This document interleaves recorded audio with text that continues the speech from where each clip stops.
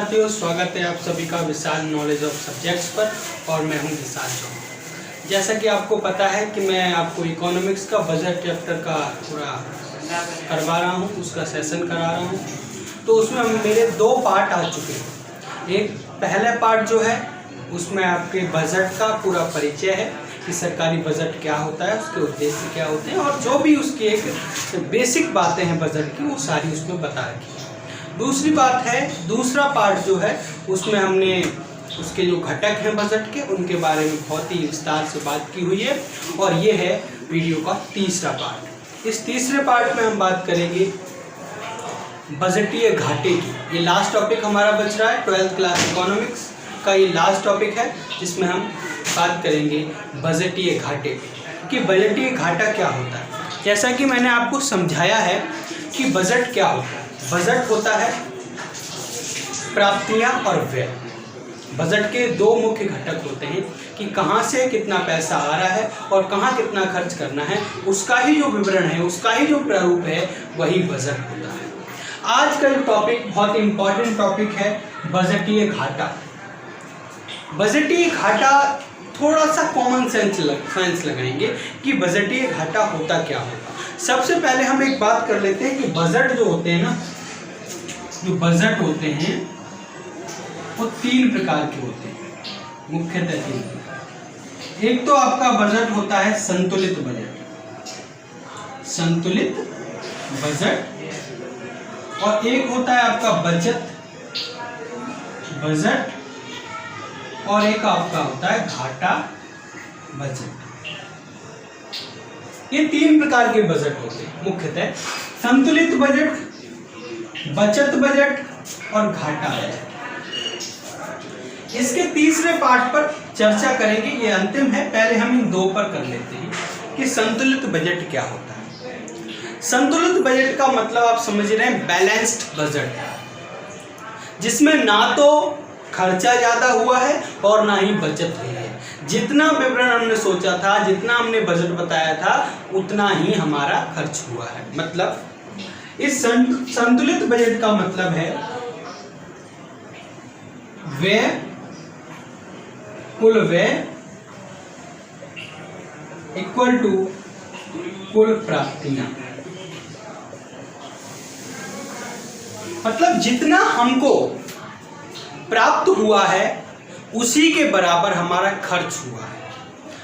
कुल व्यय के बराबर ही कुल प्राप्तियां जब होती हैं तो उसको हम संतुलित बजट कहते हैं। जितना हमारे पास पैसा था उतना ही हमारा खर्च हुआ है, तो वो हमारा संतुलित बजट है। आपके पास 100 रुपए हैं, आपकी मम्मी ने आपको 100 रुपए दिए हैं कि आप इसकी सब्जी लेके आ जाइए, और अगर आपका उस सब्जी का बजट 100 रुपए का अगर 100 में ही निपट जाता है तो आपका संतुलित बजट हो जाता है। दूसरा बचत बजट। बचत बजट तब होता है जब क्या होता है, जब व्यय, कुल व्यय कम हो और प्राप्तियां ज्यादा। क्या? कुल व्यय कम हो, प्राप्तियां ज्यादा हो। आपके पास पैसा कम हो, ज्यादा हो और खर्चा कम हो तो आपका बचत हो जाती है। मान लीजिए 100 रुपए आपकी मम्मी ने दिया है, 75 का अगर आपकी सब्जी आ गई है, सामान आ गया है, तो 25 रुपए आपके बचत के हो जाते हैं। इस प्रकार का बजट जो होता है वो बचत बजट कहलाता है, जिसमें कुल व्यय कम होता है, कुल प्राप्ति मतलब प्राप्तियां ज्यादा और व्यय कम।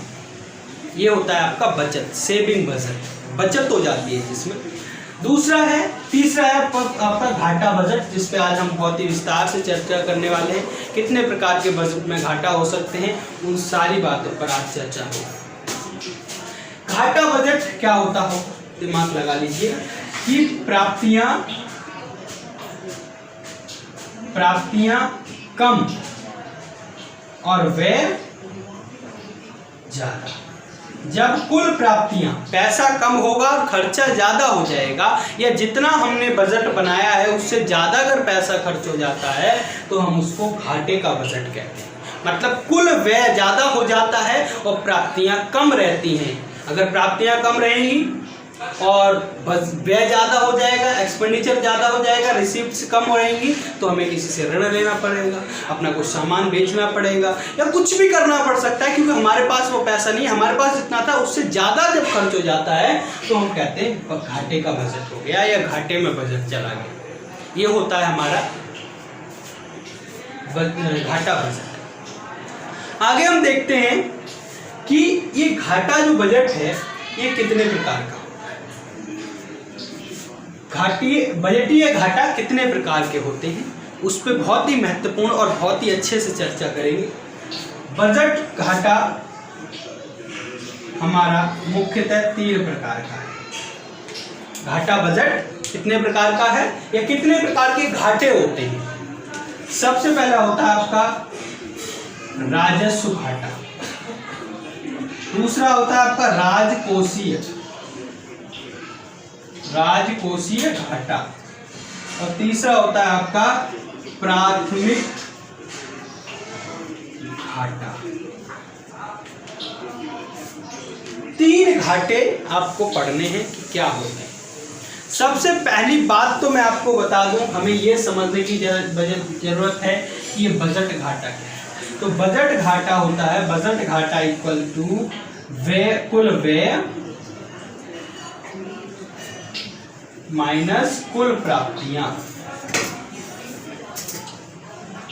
कुल व्यय माइनस कुल प्राप्तियां। बजटीय घाटा निकालने के लिए हम कुल व्यय में से कुल प्राप्तियों को अगर घटा देंगे तो हमारा क्या निकल जाएगा, बजटीय घाटा निकल जाए। आपको पता है कुल व्यय में क्या क्या प्लस होगा, कुल व्यय में आपका प्लस होगा राजस्व व्यय और पूंजीगत, राजकोषीय व्यय और पूंजीगत, राजकोषीय व्यय और पूंजीगत व्यय, ये 2 प्रकार के व्यय इसमें प्लस हो जाएंगे। और इसमें प्राप्तियों में भी राजकोषीय प्राप्तियां और पूंजीगत प्राप्तियां इसमें प्लस हो जाएंगी, तो हमारा कुल प्राप्तियां निकल जाती हैं। तो जब हम कुल व्यय में से कुल प्राप्तियों को घटा देते हैं तो हमारा बजटीय घाटा निकल जाता है। तो बजटीय घाटा क्या होता है कि जब हमारा व्यय ज़्यादा हो जाए, खर्चा ज़्यादा हो जाए, एक्सपेंडिचर ज़्यादा हो जाए और प्राप्तियां कम हो जाएं, आमदनी कम हो, हमारे पास जितना पैसा है वो कम रहे और उससे ज़्यादा जब खर्चा हो जाता है तो हमारा बजटीय घाटा होता है। जैसा कि मैंने अभी आपको बताया है कि जो आपकी 3 प्रकार के बजटीय घाटे हैं, क्या, राजस्व घाटा, राजकोषीय घाटा और प्राथमिक घाटा।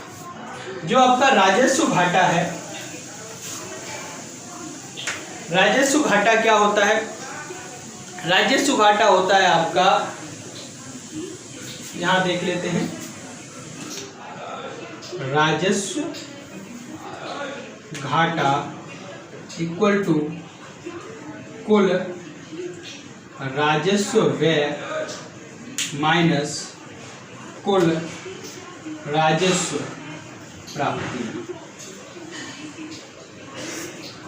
क्या, कुल राजस्व व्यय माइनस कुल राजस्व प्राप्तियों से हमारा क्या निकलता है, राजस्व घाटा निकल जाता है। इससे राजस्व घाटा इक्वल टू कुल राजस्व व्यय और माइनस कुल राजस्व प्राप्ति।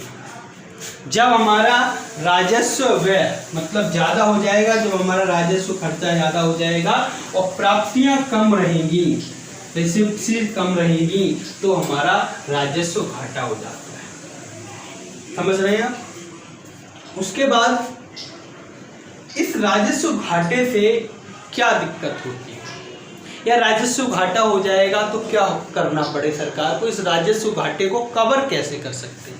इस राजस्व घाटे को कवर करने का पहला तरीका है, सरकार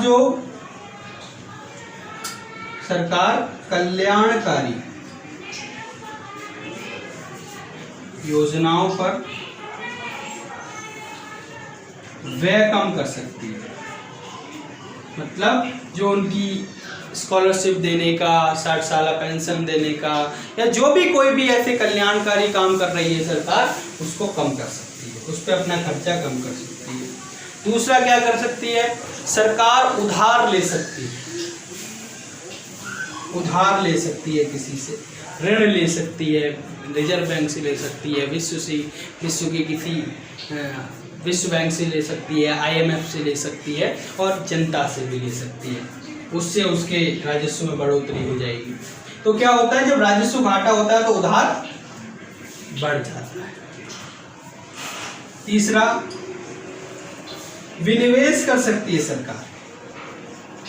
क्या कर सकती है, विनिवेश कर सकती है, मतलब अपनी संपत्ति को बेच सकती है। बेचेगी तो संपत्ति में क्या होगा, सरकार की संपत्ति में कमी आती है जब राजस्व घाटा होता है। राजस्व घाटा में संपत्ति में कमी आ जाती है।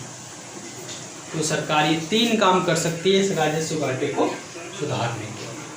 विनिवेश कर लो, किसी से उधार ले लो, या फिर जो खर्चे हैं, बेकार के खर्चे हैं, कल्याणकारी खर्चे हैं, जो आप किसी को सब्सिडी दे रहे हैं, अगर किसी को ज़्यादा वैसे आपका स्कॉलरशिप दे रहे हैं, या ऐसे खर्चे हो रहे हैं जिनको ख़त्म करके इतना ज़्यादा फर्क नहीं पड़ेगा, या बेकार के खर्चे हैं, उन पर सरकार व्यय कम कर सकती है।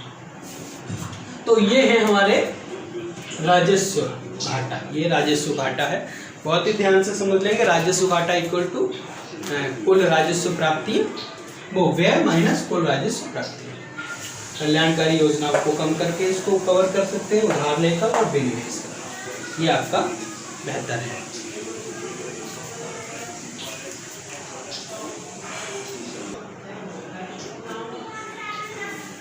उसके बाद हम देखते हैं हमारा पहला घाटा कौन सा है, राजस्व घाटा, जिसपे हमने अभी चर्चा करी।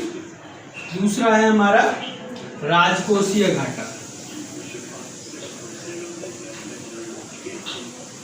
राजकोषीय घाटा, इस राजकोषीय घाटा क्या होता है, राजकोषीय घाटा का मतलब है कुल व्यय में से, क्या, मैं यहाँ पर इसका फॉर्मूला लिख दे रहा हूँ, राजकोषीय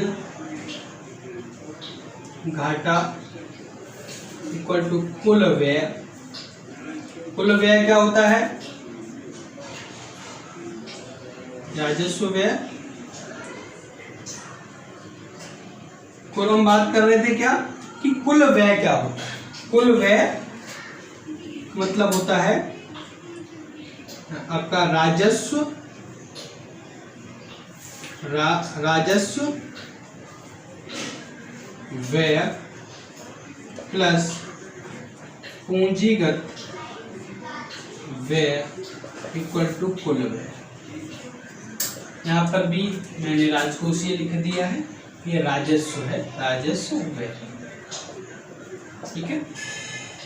तो क्या होता है, कुल व्यय क्या होता है,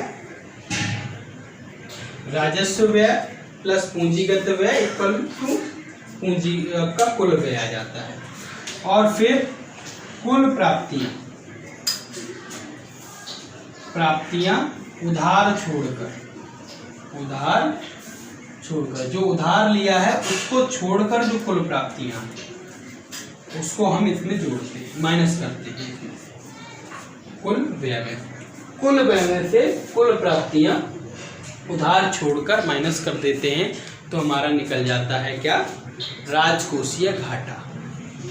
इस राजकोषीय घाटे की वजह से इस राजकोषीय घाटे का मतलब आप जान सकते हो कि सकल राजकोषीय घाटे भी कहते हैं इसको, सकल राजकोषीय घाटा। इसका मतलब होता है कुल उधार, कितना ऋण लिया गया है, राजकोषीय घाटा जब निकाला जाता है, जो भी घाटा निकलता है वो वही घाटा है जो सरकार ने उधार लेना पड़ेगा। जो सरकार को भविष्य में बजट में राजकोषीय घाटा होगा, इसका मतलब है कि उसको ऋण लेना पड़ेगा, उसको उधार लेना पड़ेगा। चाहे वो उधार RBI से ले, चाहे वो किसी विश्व की किसी संस्था से ले, चाहे वो जनता से, किसी से भी उसको उधार लेना पड़ेगा राजकोषीय घाटे। तो राजकोषीय का घाटे का सिंपल मतलब है कि सरकार को कितना उधार लेना पड़ेगा, यही इसका सिंपल मतलब होता है। राजकोषीय घाटे से बहुत दिक्कत होती है। जब उधार लेना पड़ जाएगा, मान लीजिए सरकार को उधार लेना पड़ जाता है, तो क्या होगा? स्फीति जाल जानते हैं आप? स्फीति काली जाल, स्फीति कारी जाल।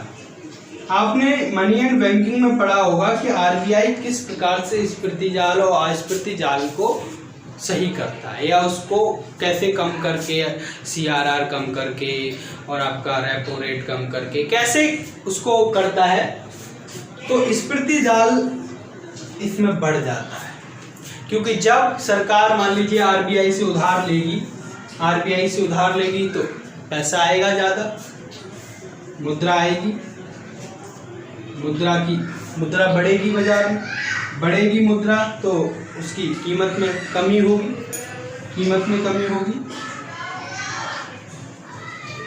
तो क्या होगा? वस्तु की कीमत में वृद्धि होगी, और वस्तु की कीमत में वृद्धि होगी तो स्फीति काल बढ़ जाएगा। मतलब क्या हो जाएगी? महंगाई हो जाती है। स्फीति काली जाल बन जाता है।